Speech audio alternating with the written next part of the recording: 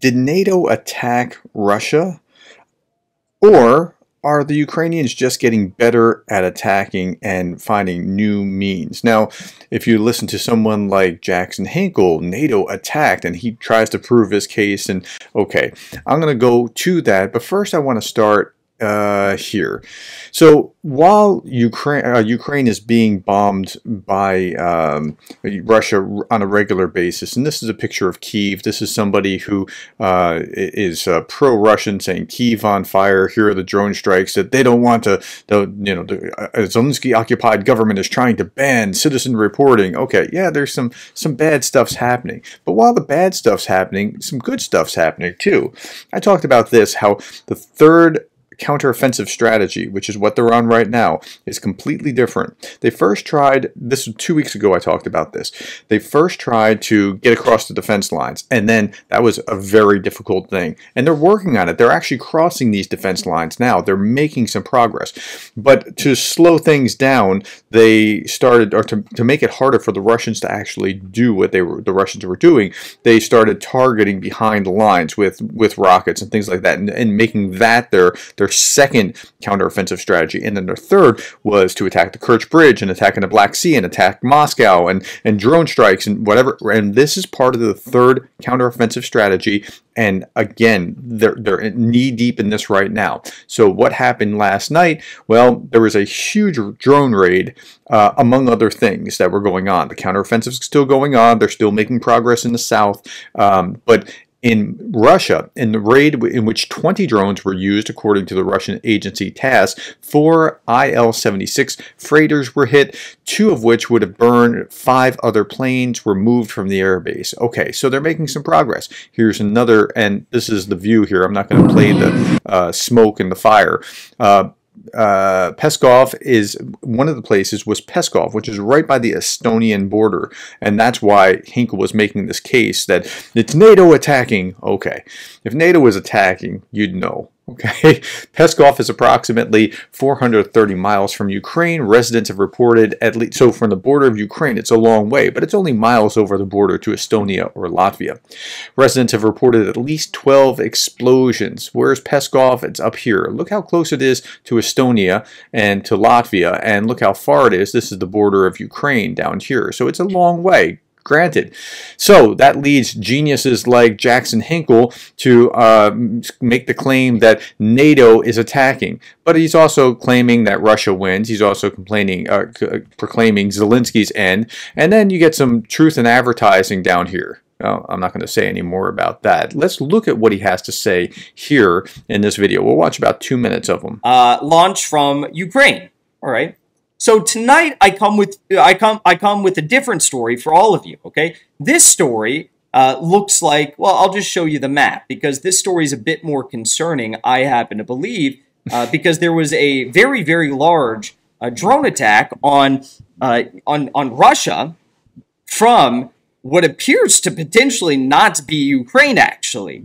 It appears as though tonight's drone attack, which hit multiple regions of Russia, including Crimea, which is probably the largest Ukrainian attack yet. We just saw another drone moments ago, literally a couple moments ago, was downed over the Moscow region. This drone attack, it took place 800 kilometers away from Ukraine, which is about 400 miles. So it took place about 800 kilometers away from Ukraine, but only, just miles away, mere miles away from the borders of Latvia and Estonia. So you think 800 kilometers away from Ukraine in Russia and just directly across the border from Latvia and Estonia, well, what's going on here? Because it doesn't really make sense that these drones would have flown all the way from Ukraine, as you can see here in this map. I mean, I'll show you. So here's Ukraine right here, where my I don't know if you guys can see it. I'll move the map up. Here's my mouse, okay? This is all Ukraine. This is all Ukraine. It doesn't really make sense that a Ukrainian drone would fly all the way from here, all the way up here to Pskov, which is the main target area of this drone attack tonight. What makes far more sense, and what is far more plausible, if you have a brain with more than two working cells in it, is that... So why poison the wells if you have a brain with 2 working cells in it? Like, why even say that? That's unnecessary. But he also doesn't seem to have the possibility that it could be Russians or people within Russia that have done this, and that's really what it appears to be. This attack originated from the NATO member state borders of either Estonia or from Latvia, which again are just a few kilometers away from the border of Russia and just a few more kilometers away from Pskov. So Pskov is a Russian aircraft center. They have these aircrafts there, and much to my surprise and the surprise of a bunch of people, I think these aircraft were not properly guarded and secured. I mean, you'd think you... No, because Russia's arrogant, and they realize... they realize that they're fighting with Ukrainians who have limited capabilities, but they're forgetting that they are big, and that bigness presents a huge target, areas for them to be able to target. And if there is any sort of fifth column anywhere within Russia who can target things, and maybe they were Russians that were targeting and then running back across the Estonian border to be safe, but we don't know. Maybe they were somebody else, but it probably came from within the territory of Russia itself. But the bigger you are, the harder you fall, and it's going to be hard to protect against everything across your 11 time zones as you talk about how awesome you are. Okay, so a little bit more about this. Aerospace over Moscow and Tula closed after claims of drone strikes, and actually was quite a bit worse than that. Here's Ukrainian drone strikes 6 Russian regions, destroyed planes in an airfield, and so let's talk about some of what else was destroyed. So mass drone strikes on Russia still going 3+ hours, strikes or explosions, 5 regions. It actually turned out to be 6, maybe even 7. Moscow plus Crimea, Russian missiles flying toward Kyiv, all Ukraine under air raid alert. 4 IL-76 aircraft destroyed, 2 engulfed in fire. There were no small planes, but this was massive strikes. Here's my friend Jonathan Pierce talking about this. He's going to give you a good sense of what's going on, and then we'll look at a pro-Russian view of the same thing, just confirming that he's just not making it up here. So we're going north into Russia, and we have Moscow up here.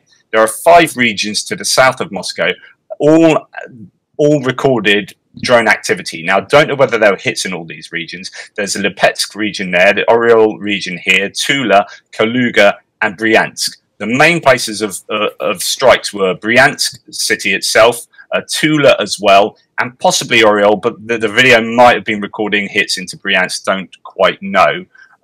Really kind. Thank you, Walem, for T-Fund. Do you know what? It's a fund that is consistently drawn upon. Thank you very much. It's really, really kind. So yeah, there are Hey, just for the record, I drink tea too, so I'm just saying. Reports of Bryansk being hit, several places, the airport in Bryansk or airbase, and a microelectronics factory that supposedly supplies components for Iskander missiles. Kaluga, don't know, that was just a report of activity, and same with Lipetsk, Tula explosion, and Oriol. Now, the main explosions, or the main target was Sukhov up here. This is some 690 kilometers from the Ukrainian front, from the Ukrainian border. Right, so as soon as this happened, this was an airbase and airport all in one. I think it's both military and civilian. So this was struck, and this has a 22, or at least there is Sentinel satellite imagery evidence of 22 IL-76s, these big cargo planes like the Antonov planes, really big cargo airlifters that were earlier this month that were seen on satellite imagery there, and they were hit, as well as a military base too. So as soon as that happened, the Russians were claiming that these were released from Estonia, and then they claimed they were released from Latvia, so both of these. Now, this is to say that... And then repeaters like Jackson Hinkle say stupid stuff like that, because if the Russians said it, it must be true. It's unrealistic for the drones to get 700 kilometers through Russian airspace unhindered to hit Sukhov up here. They had to have been released from the Baltics. Other theories that are abounding at the moment are that they had to have been released from within from within Russia. So Ukrainians, For my money, that makes the most sense. Like, NATO is not going to get into a hot war with Russia over that little kind of piddly stuff. pro-Ukrainians are going to say, well, they're not going to be released from the Baltic states. That'd just be kind of political suicide, or it'd just be really controversial. So it's much more likely they're released from within Russia. But if that's the case, then they have to have the logistics to support having people there that are willing to do that, having the number of drones, because there are claims between 20 and 30 drones were used. And yeah, that's just really controversial. So, or they went all the way through Russian airspace. Whatever the theory is, those three main theories are a real problem for the Russians, right? Yeah, and that's where I want to stop. It doesn't matter what happened, whether it's this, that, or the other thing. It's a significant headache for the Russians. Okay, let's turn our attention now to Military Summary Channel. This guy's pro-Russian, and he's just going to explain where things were hit, just so you can see the perspective, and that Jonathan's not making it up. By the way, before I say that, go back, if you're not subscribed to Jonathan Pierce, please subscribe to ATP Geo at ATP Geo for ATP Geopolitics. Plays during the previous night of the local time. As you know, the Ukrainians attacked the territory of Russian Federation with drones, and according to the Russian sources, the explosions took place in the vicinity of Bryansk, and the Ukrainians were trying to get the Bryansk airfield and the Bryansk some industrial areas where the Russians produced the electronic warfare weapon equipment. Another explosions took place in the vicinity of Oryol.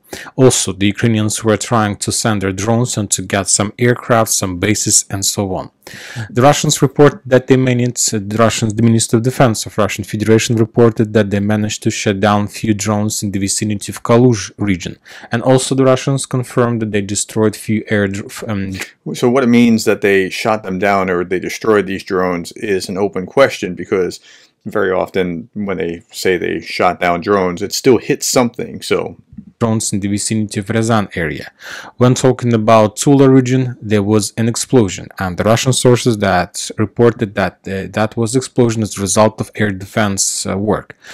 And this is about the territory in the vicinity of Moscow. The most powerful strike, the most powerful attack took place, let's say, in the northern part of Russia, in the vicinity of St. Petersburg, in the settlement by the name of Pskov. As you know, there is a military airfield in that settlement, the settlement that the Russians were using, and they use and they will use this airport to attack the territory of Ukraine with missiles, with different types of missiles. The Russians, we can take a look at the satellite photo of this area, and we see that there are a lot of aircraft, and this is a perfect target for the Ukrainian drones to attack. The only questions. Okay, so I'm not making this up. Jonathan's not making this up. This is a pro-Russian channel talking about what's going on. And again, you saw this also reported in Reuters. It was a big event last night. And so what I think is happening is, now this is old, this is 22 August 2023. They were talking about the strike on the Tu-22M3. This was at Novgorod Air Base, and then when they hit Novgorod Air Base, which is just below St. Petersburg, they backed the planes up all the way to the very north of Russia, just near Finland, at the very, very top of Russia. But they said, if this is true, it adds weight to the assessment that some UAV attacks against the Russian military targets are being launched from inside Russian territory. And that's probably what's happening in this scenario. So contrary to what Jackson Hinkle has to say about it's NATO attacking, I don't think it's NATO attacking. I think that there's a fifth column inside Russia that's doing this business. And that doesn't mean that it's necessarily Russians. It could be Ukrainians doing it, but somehow, somewhere, there are those in Russia, and Russia is such a huge territory that there's the ability to attack all over the place, and Russia will have a very difficult time stopping it. Okay, last little bit here. This is me. This is how my life works. I'm tired. I want to sleep. I go to sleep. My brain says, you forgot to check the latest news on Ukraine. What if something big happened? And I'm asleep. I'm trying to sleep, but I'm not asleep. Okay, I'm checking to see what's going on. I hope that's not you. We'll keep you posted on what's going on. There are plenty of good sources, but again, I'm going to make the pitch for Jonathan Pierce at ATP Geo, and he's a great source, as are many others. Thank you for your time. Thank you for your attention and caring about the people of Ukraine. There are real flesh and blood people that are affected by what's going on, and we need to understand that. Thanks for the likes, the shares, the subscribes, and for caring about Ukraine.